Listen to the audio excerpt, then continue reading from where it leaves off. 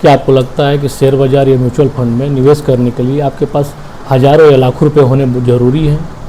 तो मैं कहूं दोस्तों कि जी नहीं। अगर मैं कहूं कि आप सिर्फ 500 रुपये से शुरुआत कर सकते हैं तो जी हाँ दोस्तों, आप मात्र 500 रुपये से शुरुआत कर सकते हैं। लेकिन सवाल यह है कि SIP होता क्या है, SIP शुरुआत कैसे की जाती है, 500 रुपये से SIP कैसे की जाएगी, 500 रुपये से SIP करने पर कितना पैसा बनेगा, SIP करते समय किन किन बातों का ध्यान रखना चाहिए, SIP करते समय क्या नहीं करना चाहिए, ये सारी जानकारी मैं आपको इस वीडियो में दूंगा। वीडियो के अंत तक बने रहें, जिससे कि अगर आप SIP या म्यूचुअल फंड के बारे में अगर कोई भी जानकारी आपको नहीं है, मैं सारी जानकारी आपको इस वीडियो में क्लियर करूंगा और बेसिक जानकारी सारी आपको दूंगा, जिससे कि आपको उपयोगी और हेल्पफुल रहे। और वीडियो के अंत में मैं आपको यह भी बताऊंगा कि 500 रुपये के SIP करने से अगर लंबे समय तक SIP करते हैं तो आपको कितना पैसा बनता है। आप वीडियो को अंत तक जरूर देखिए। सबसे पहले हम यह समझते हैं कि SIP क्या है। आसान भाषा में कहें तो SIP कोई अलग इन्वेस्टमेंट प्रोडक्ट नहीं, बल्कि म्यूचुअल फंड में नियमित अंतराल पर एक निश्चित रकम को निवेश करने का तरीका है। जी हाँ दोस्तों, मान लीजिए कि अगर आप हर महीने 500 रुपये निवेश करना चाहते हैं तो आप एक म्यूचुअल फंड चुनते हैं और उसमें हर महीने आप 500 रुपये के SIP लगा देते हैं। अब हर महीने एक निश्चित तारीख को आपके बैंक अकाउंट से 500 रुपये कटेंगे और आपके चुने हुए म्यूचुअल फंड में निवेश हो जाएंगे। यानी आपको हर महीने खुद से जाकर निवेश करने की ज़रूरत नहीं पड़ती है। SIP को एक आसान उदाहरण से समझते हैं। आइए दोस्तों, मान लीजिए आपके महीने की कमाई 20,000 रुपया है और आप चाहते हैं कि मैं महीने के 500 रुपया SIP में डालूँ, SIP में निवेश करूँ। तो आपने कोई म्यूचुअल फंड जो है कि चूज कर लिया और उसमें महीने की 500 रुपये का आपने इन्वेस्टमेंट करना शुरू कर दिया। तो अब जो है कि महीने के 500 रुपया, ये तो बहुत हल्का लगेगा, लेकिन असली पावर वहाँ आती है जब आप नियमित समय और नियमित अंतराल के लिए आप इन्वेस्ट करते हैं। अगर आप हर महीने 500 रुपया जमा करते हैं तो एक साल का आपका 12 गुणे 5 यानी कि 12 गुणे 500 होगा, यानी कि 6,000 रुपया आप हर साल जमा कर रहे हैं। अब 5 साल में वही कर दिया जाए तो 500 गुणे 60 महीने, यानी कि आप 30,000 रुपया जमा कर रहे हैं। अब वही 10 साल में अगर हम आ जाते हैं तो 10 साल में 500 गुणे 120, यानी कि आपका 60,000 रुपये इन्वेस्टमेंट 5 साल का हो जाता है। लेकिन ध्यान रखिए, यह पैसा सिर्फ आपका लगाया हुआ पैसा है, न कि रिटर्न मिला हुआ पैसा। रिटर्न जो पैसा आपको मिलेगा वो पैसा इससे कई गुना ज़्यादा भी हो सकता है और कुछ कम भी हो सकता है। यह डिपेंड म्यूचुअल फंड के मार्केट पर डिपेंड करता है। यही कारण है कि SIP में समय बहुत महत्वपूर्ण होता है। अब आते हैं सबसे महत्वपूर्ण सवाल पर, अगर कोई व्यक्ति 500 रुपये महीने के SIP करता है तो कितना पैसा बन सकता है उसका।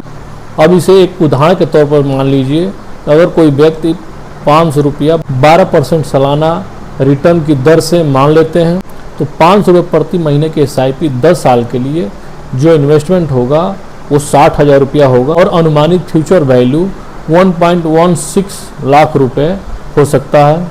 वही अगर 20 साल के लिए लेते हैं तो आपका कुल इन्वेस्टमेंट 1.2 लाख यानी कि 1,20,000 रुपया होता है और 12% सालाना रिटर्न पर अगर एनुअल प्लान के हिसाब से लिया जाता है तो वो वैल्यू 4.95 लाख रुपए होती है। अब यहाँ एक बात बहुत ध्यान से समझने लायक है। जी हाँ दोस्तों, ये गारंटीड रिटर्न नहीं है, ये mutual fund market link up investment है। असल रिटर्न कम भी हो सकता है और कई गुना ज़्यादा भी हो सकता है। अब सवाल आता है, क्या सच में 500 रुपये से SIP शुरू की जा सकती है? तो मैं आपको बता दूँ दोस्तों कि कई म्यूचुअल फंड के जो स्कीम होते हैं, जो मिनिमम SIP इन्वेस्टमेंट जो होता है वो 500 रुपया या 500 रुपये से कम भी होता है। यह उसके स्कीम पर निर्भर करता है। इसलिए SIP शुरू करने से पहले उस चुनी हुई स्कीम की मिनिमम इन्वेस्टमेंट रिक्वायरमेंट जांच लें। और एक बात, अगर आपको SIP करनी है तो आपको बड़ी रकम की आवश्यकता या बड़ी रकम का इंतज़ार नहीं करना चाहिए, क्योंकि दोस्तों अगर आपके नीड जो इमरजेंसी नीड है, जो आपके महीने का खर्च है, वो आवश्यकता के अनुसार पूर्ण हो जा रहे हैं, उसके बाद अगर कुछ पैसे आपके बच रहे हैं तो आप 500 रुपये से लेकर 1,000 रुपये तक का इन्वेस्टमेंट SIP में कर सकते हैं। उसमें आपको कोई परेशानी नहीं आएगी।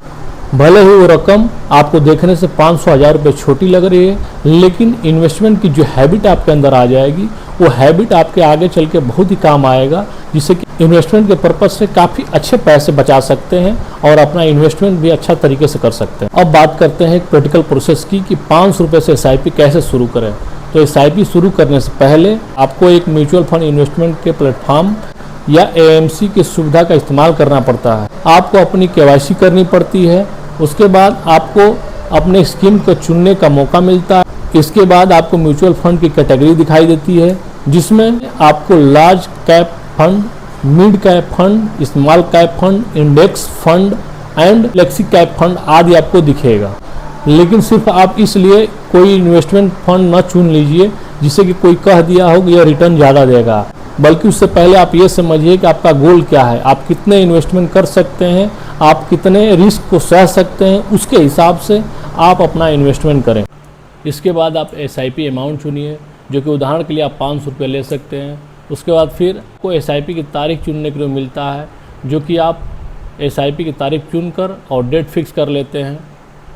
इसके बाद पेमेंट या ऑटो डेबिट मैंडेट की प्रक्रिया पूरी करनी होती है, जो कि जिस तारीख को आपने तारीख चुनी है उस तारीख को ऑटोमेटिक उस दिन पेमेंट निवेश हो जाता है। अब आता है कि SIP शुरू करने से पहले कौन सी बातों का ध्यान रखें। तो ये बहुत अहम हिस्सा है। SIP शुरू करने से पहले सिर्फ पिछले रिटर्न को देखकर म्यूचुअल फंड का सही तरीका चुनने का नहीं है, बल्कि कुछ बेसिक जानकारी जरूर देखें। पहली चीज़, रिस्क। जी हाँ दोस्तों, हर म्यूचुअल फंड का रिस्क एक जैसा नहीं होता है। कुछ फंड्स कंपैरेटिवली कम वोलेटिलिटी हो सकते हैं और कुछ ज़्यादा, इसलिए आप रिस्कोमीटर और स्कीम रिलेटेड इन्फॉर्मेशन ज़रूर देखें। दूसरी चीज़ होती है इन्वेस्टमेंट ऑब्जेक्टिव। जी हाँ दोस्तों, फंड्स किस प्रकार के सिक्योरिटीज में निवेश करता है यह समझना बहुत ही ज़रूरी है। तीसरी चीज़ होता है एक्सपेंस रेशियो। जी हाँ दोस्तों, म्यूचुअल फंड को मैनेज करने में खर्च होता है, उस खर्च को और एक्सपेंस रेशियो इसी से जुड़ा हुआ एक महत्वपूर्ण फैक्टर है। चौथी चीज़ होती है पास्ट परफॉर्मेंस। जी हाँ दोस्तों, पास्ट परफॉर्मेंस को देख सकते हैं, लेकिन यह भविष्य में रिटर्न देने की कोई गारंटी नहीं देता। और सबसे अहम और लास्ट पहलू कि पांचवी चीज़ है आपका गोल। जी हाँ दोस्तों, आप SIP क्यों शुरू कर रहे हैं? बच्चों की पढ़ाई के लिए, आपके घर खरीदने के लिए, रिटायरमेंट के लिए या लॉन्ग टर्म इन्वेस्टमेंट के लिए। अगर आपका गोल क्लियर होगा तो डिसीजन लेने में आसानी होता है, कैसे शुरुआत करें इसके लिए भी समझने में आसानी होता है। अब आता है सबसे अहम सवाल, जो कि आपके हमारे किसी के मन में चलता है, क्या SIP में नुकसान भी होता है? जी हाँ दोस्तों, नुकसान संभव है, क्योंकि इसकी कोई गारंटी नहीं देता है कि आपकी म्यूचुअल फंड का जो भी निवेश है आपको फ़ायदा देकर ही जाएगा। कुछ समय के लिए फ़ायदा भी दे सकता है, कुछ समय के लिए नुकसान भी दे सकता है। यह एक म्यूचुअल फंड रिस्क के ऊपर डिपेंड करता है, एक फैक्टर के ऊपर डिपेंड करता है, एक मार्केट वैल्यू के ऊपर डिपेंड करता है। अगर मान लीजिए अगर आपकी SIP इक्विटी म्यूचुअल फंड में है तो उसका वैल्यू मार्केट ऊपर नीचे होता है। जी हाँ दोस्तों, मान लीजिए कि अगर आपने 10,000 रुपये का इन्वेस्ट किया, अगर मार्केट गिर गया तो उसका इन्वेस्टमेंट करेंट वैल्यू जो है वो 9,000 रुपया हो गया। तो उससे आपको पैनिक होने की कोई ज़रूरत नहीं है, ना ही आपको पैनिक होकर तुरंत जो है कि आपको मार्केटिंग बंद कर देनी है या इन्वेस्टमेंट बंद कर देना है। नहीं दोस्तों, आप उससे पैनिक ना हो। वो जब मार्केट ऊपर या नीचे होगा तो ऑटोमेटिक आपका रेट, आपका वैल्यू, आपका इन्वेस्टमेंट कम ज़्यादा होना स्वाभाविक चीज़ है।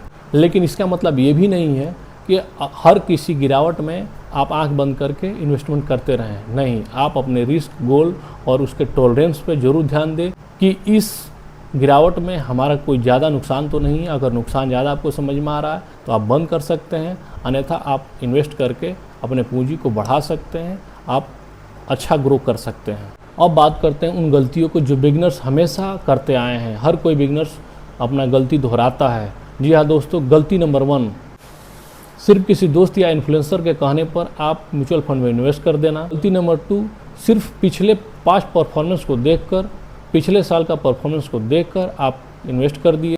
गलती नंबर 3, मार्केट गिरते ही पैनिक हो जाना। गलती नंबर 4, क्षमता से ज़्यादा SIP का इन्वेस्टमेंट करना। गलती नंबर 5, इमरजेंसी फंड के बिना सारा पैसा अपना इन्वेस्ट में अर्थात म्यूचुअल फंड में निवेश कर देना। गलती नंबर 6, हर महीने फंड्स को बदलते रहना। और गलती नंबर 7, यह मान लेना कि SIP में फिक्स रिटर्न मिलता है। इन गलतियों से बचना बहुत ही ज़रूरी है, ख़ास तौर से जो न्यू बिगनर्स हैं, जो न्यू तरीके से अपना एसआईपी करना चाहते हैं, एक बहुत ही मिडिल क्लास लो क्लास से आते हैं, फिर भी एसआईपी 500-1000 रुपया करना चाहते हैं। इन सारी गलतियों को दोहराने से पहले आपको बचना पड़ेगा दोस्तों, अन्यथा आप हर किसी की तरह गलती के शिकार हो जाएंगे, जिससे कि आपका एसआईपी और इन्वेस्टमेंट डूब जाएगा। दोस्तों वीडियो अच्छी लगी हो या उपयोगी लगी हो तो दोस्तों वीडियो को लाइक, कमेंट और शेयर करना ना भूलें। साथ ही साथ हमारे चैनल को सब्सक्राइब कर लें कि ऐसे ही उपयोगी वीडियो मैं आप लोगों को बीच हमेशा लाता रहूँगा और आप लोग का सहयोग, आशीर्वाद मिलता रहेगा यूँ ही।